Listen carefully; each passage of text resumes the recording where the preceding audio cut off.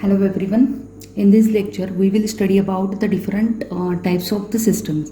Okay, so there are so many types of system, that is linear, non-linear, stable, unstable. But before these systems, basic types of system, you can say that the discrete time system and continuous time system.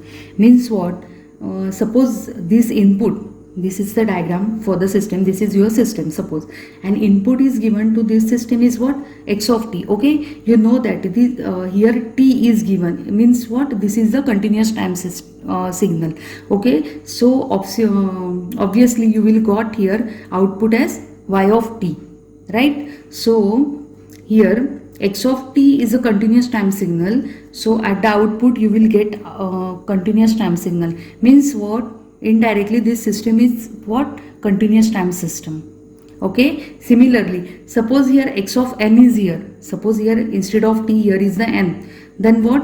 And what will happen at the output? We will get y of n, means what? Discrete time systems. Okay, means this type of system you can call it as discrete time system. Okay, now by using these discrete time systems and continuous time systems, there are so many classifications like linear and non-linear systems, stable, unstable systems, memory and memoryless systems, then causal and anti-causal system. These memory and memoryless systems are also called as static and dynamic system. Okay, but here wording is opposite, that is memoryless system is the static and memory system means dynamic system. Okay, and next one is the time variant and time invariant system. Okay, there are so many other classifications are there, but as per syllabus point of view we have to study just 5. Okay, now see here, and by using this system you can say that this system y of t is depend on 3, means you can say see here I am giving here 3 conditions, that is y of t is equals to x of t, means what? Present input. Okay, means t is, suppose आताचं जे instant आहे ते t आहे suppose. Okay, so at that instant the output is what? Also t. So this is called as present instant. Okay, or the present input. Now next one is the y of t is equals to x of t minus 1. Minus means what? Minus 1 means what? Past input. Okay, so here the output is depend on what? Past input. म्हणजे 1 second आधी जे output असेल, आता हे कशावरती depend असणार? तर इथे जर डिले असेल सिस्टीममध्ये, जर आपण एखाद्या सिस्टीमला डिले दिला असेल तर काय होतं? 1 सेकंदाने, सपोज मी या सिस्टीमला 1 सेकंडचा डिले दिला तर काय होणार? आउटपुट मला कधी मिळणार? 1 सेकंदने मिळणार. राईट, सो म्हणजेच काय? ह्याचं जे इनपुट आहे, ह्याच्या आधीचं जे इनपुट असेल, हे जे इनपुट डिले इथे आलं, ओके, त्याच्यानंतर 1 सेकंड डिले झाला आणि इथे मिळालं. ओके, तोपर्यंत इथे काय झालं? x2 झालं. Right, so x of t minus 1, this is delayed by this is called as a past input. Then y of t is equals to x of t plus 1. Okay, म्हणजेच काय की future input. So you can see here, suppose I substitute t is equals to 0. So y of t is equals to x of y of 0 is equals to x of 0. Then y of 0 is equals to x of 0 minus 1 means what? Minus 1. And third one, y of 0 is equals to what? X of 1. How? T equals to 0.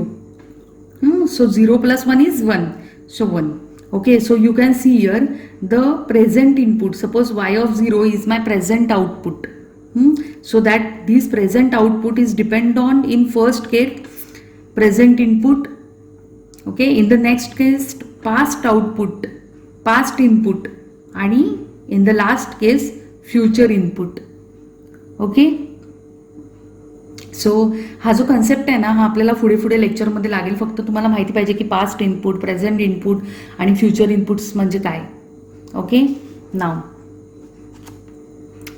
Here is the non linear and linear systems. Okay, so what is the linear system? So basically linear system is the system which follows the superposition theorem. Okay, very simple. जी system superposition theorem follow करेल, this is called as linear system. But आता you know the superposition theorem in electrical networks, right? So in the electrical networks we have two batteries, okay, two sources, and what we have to do, we have to just consider the one source and calculate the output. And next, what is the next step? We have to consider the second source and then output. Okay, so similarly in this case, in this system we have to we want to do the same thing, but we have to do these two, we have to verify these two laws also, that is law of additivity and law of homogeneity. Okay, so what is law of additivity is that I am talking about, that is superposition theorem, that what you are using in the electrical networks. Okay, so see here x1 of t. Okay, now this is the system. Okay, now this is system 1 and I am going giving x1 of t as a input to the system 1. Okay, so what is the output? Output is my output is y1 of t. And next, now same system I am having and I am just applying x2 of t to this system and I am obtaining y2 of t. Okay, so now at the end I am going to add these two outputs, that is y dash of t. Now y dash of y of t is what? Y of t is what? My y1 of t plus y2 of t. Okay, but okay, y1 of t plus y2 of t. Fine. Now आता law of ॲडिटिव्हिटी law काय सांगतो, तर आपण इथे फक्त outputs major केलेत ना आणि ह्याचं वाय डॅश ऑफ टी आलं, तर जर इनपुट्स पण आपण ॲड केली आणि ते जर एकदा सिस्टीमला दिले तर आउटपुट तेच यायला हवंय. म्हणजे suppose x1 of T plus x2 of t काय आहे, suppose x dash of t. Okay, मग मी आता सिस्टीमला suppose x dash of t दिलं सिस्टीम 1ला आणि मला जर वाय डॅश ऑफ टी मिळालं, वाय डॅश ऑफ टी काय आहे माझा y1 of T plus y2 of t, हेच जर आउटपुट मिळालं, then I can say that my system is linear. Okay, sorry, we cannot say that directly it is linear because we have to verify the second law. Okay, but we can say that first law is verified. Okay, law of additivity. Fine, समजलंय? I am repeating की system 1 आहे. Okay, system 1ला आपण x1 of T input दिलं, I will get the output for y1 of T. Same सिस्टीमला मी अजून एक output input दिला source x2 of t. Okay, आणि मग मला काय मिळालं, y2 ऑफ टी. आता ह्या दोघांची ॲडिशन केल्यानंतरची व्हॅल्यू जी पण असणार आहे ती, आणि इथे ह्या दोघांना जी दिलेली व्हॅल्यू काय आहे, y1 of T plus y2 of t, right. तर तीच व्हॅल्यू मला कधी मिळायला पाहिजे, तर जेव्हा मी इनपुटचं पण ॲडिशन्स करते आणि डायरेक्टली देते. ओके, म्हणजे जेव्हा x1 of T plus x2 of T, इथे काय मिळतं मला एक्स डॅश ऑफ टी. मग x dash of T directly जर सिस्टीम 1ला दिलं तर मला काय मिळालं पाहिजे, वाय डॅश ऑफ टी मिळालं पाहिजे. आता हे जर मिळालं तर we can say the law of additivity is verified, otherwise not. Okay, आणि हे जर मिळालं तर आपण काय म्हणतो की सिस्टम लिनियर आहे. ओके, हे नाही मिळालं तर तुम्ही डायरेक्टली लिहू शकता की system is non linear. Okay, no issue. तुम्हाला परत नॉन लिनियर आहे की नाही याच्यासाठी काय चेक करा, वेगळं चेक करायची गरज नाही आहे. Okay, but if it is verified then you have to go for the second law, that is law of homogeneity. Okay, so here law of homogeneity. So here आता लॉ ऑफ होमोजिनिव्हिटी मध्ये काय आहे की सिस्टीमला आपण X of T एक input दिलं. Okay, आपल्याला आउटपुट मिळालं काहीतरी Y of T. So we have to multiply just by K value, और you can say this is the gain value. Okay, we have to just multiply this y of t by k. I will get k into y of t. Okay, now होमोजिनिव्हिटी काय सांगतं की मी हे जे आउटपुटला केने multiply केलं ना, त्याने मी इनपुटला जर मल्टिप्लाय केलं तरी पण मला इथे आउटपुट काय मिळालं पाहिजे, सेम मिळालं पाहिजे. ओके, सो आता इथे मी काय केलं, हे x1 ऑफ टी घेतलं, हा के आहे तो इकडे घेतला. ओके, म्हणजे एक्स ऑफ टीलाच केने मल्टिप्लाय केलं आणि मग काय केलं, सिस्टीमला दिलं. इथे काय होतं, सिस्टीमला डायरेक्ट एक्स ऑफ टी दिलेलं. ह्या केसमध्ये मी काय करते, इनपुट घेतलंय त्याला के आणि मग ते कशाला दिलं, सिस्टीमला. And at the last I am getting some output that is y dash of t. Okay, so this y dash of t, इथे दोन केसेस आहेत. एक तर ते ह्या व्हॅल्यूला सेम असेल k into Y of T, otherwise नसेल. जर असेल तर it verifies the homogeneity law, otherwise not. Okay, असं. आणि आता हे जेव्हा प्रॉब्लेम्स तुम्ही सॉल्व्ह कराल तर हे नेसेसरी नाही आहे की आपल्याला हेच यूज करायला हवे. ओके, की म्हणजे पहिले लिनियारिटी चेक करायला पाहिजे, पहिले होमोजिनिव्हिटी चेक करायला पाहिजे. जे तुम्हाला इझी वाटेल ते पहिले तुम्ही चेक करा. ओके, पण जर एक लॉ व्हेरीफाय झाला तर दुसरा लॉ व्हेरीफाय करणं मस्ट आहे. तरच आपण म्हणू शकतो की एखादी सिस्टीम लिनियर आहे. ओके, एखादा लॉ जर स्टार्टिंगचा जर हे झाला म्हणजे नॉन लिनियर आलं तर तुम्हाला चेक करायची गरज नाही आहे लिनियारिटीसाठी. फाईन, तिथेच तुम्ही लिहू शकता की system is non linear. Now, this is the example of y of t is equals to x of sine t. Okay, now we have to find out this system is linear or not. Now, we have step 1 is what? We have to prove the law of additivity. So, आता हे y of t is equals to x of t into sin of t दिले, बरोबर. आपल्याला काय करायचे, दोन inputs आणि दोन आउटपुट्समध्ये कन्वर्ट करायचे याला. ओके, सो इथे आपण y1 of t घेतलं. y1 of t is equals to what? x1 of sin t, आणि y2 of t is equals to what? x2 of sin t.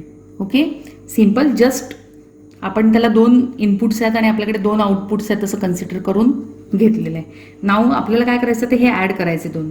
Okay, जर ॲड केलं तर काय येणार आहे, y1 of t plus y2 of t is equals to what? x1 of sin t plus x2 of sin t. Okay, आता हे केलं. Now add both the inputs. आपल्याला काय करायचं, इनपुट्स ॲड करायचे. इनपुट्स काय असतात, हे काय आहेत, माझे आउटपुट्स आहेत. मी आउटपुट्स ॲड केले, बरोबर आहे ना. y1 ऑफ टी काय आहे, माझे आउटपुट आहेत. Okay, now I am going to add what, x1 of T plus x2 of T. This is what my inputs. Now टीच्या इथे काय आहे माझ्याकडे, टीच्या इथे काय आहे, साइन ऑफ टी. आता हा suppose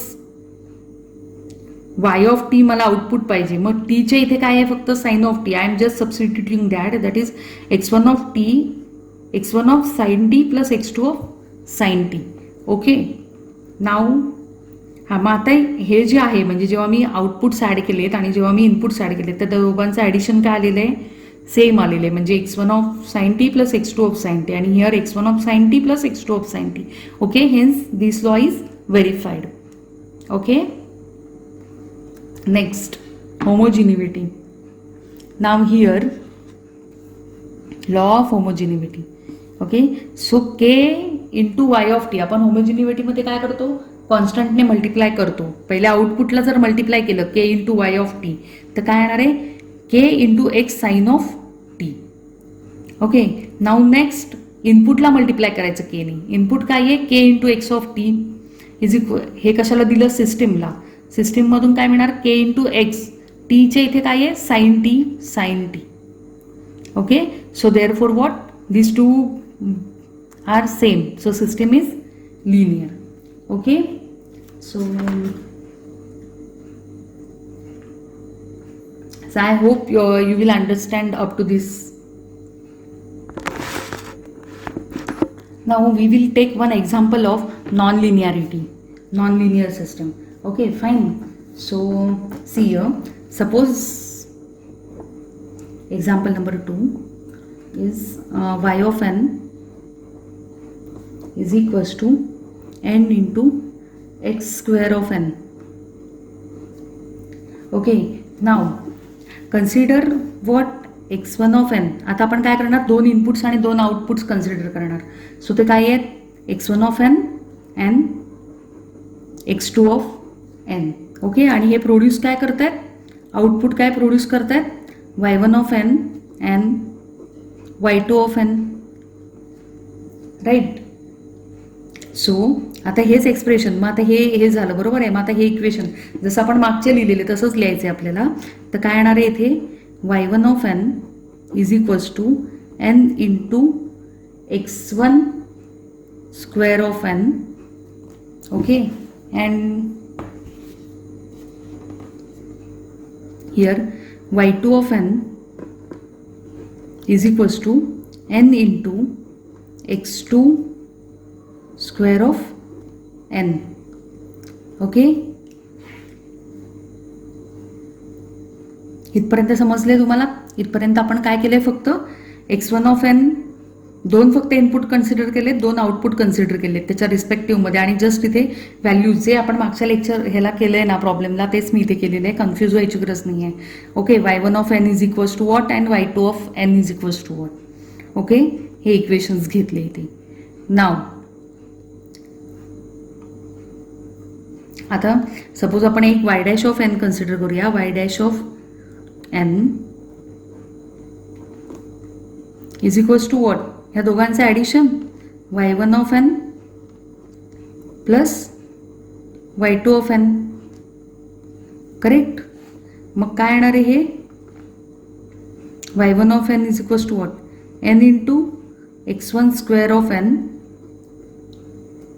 plus n into x2 square of n. मग हे आपण असं पण लिहू शकतो, n into in bracket x1 square of n plus x2 square of n. Right? हे काय झालं माझं, y of n, y dash of n. Right? Now we have to add both two inputs. Okay, now add two inputs. I am adding two inputs. What are my inputs, sir? y1 of n and y2 of n. Okay, so inputs are x1 of n plus x2 of n.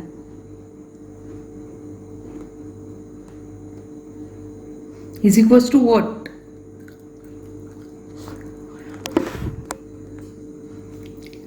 So x1 of n plus x2 of n, we can take it as x dash of n. Okay, now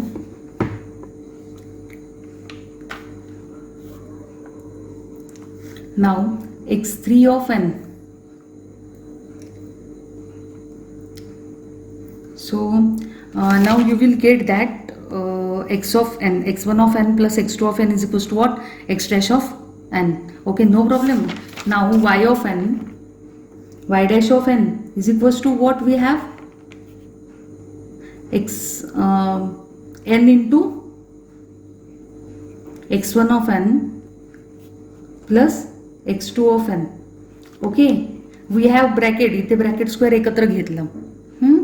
आता हे जे आहे ना, x1 of n plus x2 of n काय येणार आहे, x dash of n. Okay, आता आपण काय करतोय, पहिले आउटपुट्स ॲड करून घेतोय. मग आता हे y डॅश ऑफ n काय आहे, y1 of n plus y2 of n, हे इथे आलेलं आहे.